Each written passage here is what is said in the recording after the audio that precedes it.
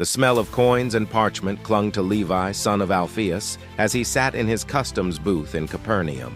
Eyes averted from him, neighbors saw only a publicanus, a tax collector squeezing his own people for Rome. Then a figure paused before his table, not a debtor but the rabbi from Nazareth. Jesus' gaze held no condemnation, only an invitation that shattered Levi's world. "Follow me." In that heartbeat, Levi made his choice.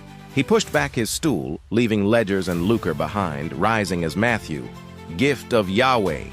That night his house overflowed with fellow outcasts, tax collectors and sinners, feasting with Jesus. Pharisees recoiled. "Why does your teacher eat with such people?" Jesus replied, "It is not the healthy who need a doctor, but the sick. I have not come to call the righteous, but sinners." After the ascension, Matthew stood among the 11 in Jerusalem, filled with the Holy Spirit at Pentecost. While Peter thundered sermons and Paul embarked on epic journeys, Matthew's contribution grew from his quiet witness and meticulous mind.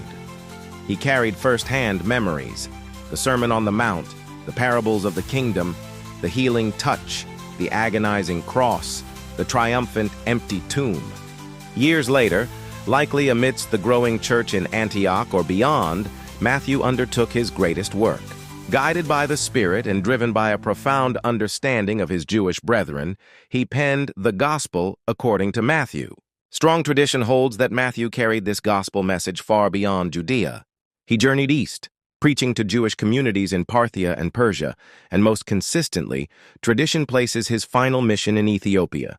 It was here, according to the most prevalent accounts, that Matthew sealed his testimony with blood. Preaching fearlessly, he drew the ire of a local king or ruler. Some traditions say he denounced the king's lust or injustice. Others speak of his unwavering faith challenging pagan customs. The method of his martyrdom varies: stabbed by a soldier's spear, slain by the sword. But the early church universally proclaimed, "Matthew died a martyr, faithful to the king he had once left his coins to follow." Matthew's legacy was his gospel. The man trained to record debts became the apostle who meticulously documented the arrival of the Messiah, the fulfillment of promise, and the inauguration of God's kingdom. His account, written for the Jews but proclaiming salvation for all nations, became a cornerstone of the New Testament. The tax collector traded his ledger of silver for an eternal story of grace, ensuring the life and words of Jesus would echo through the centuries, written in the ink of transformed conviction.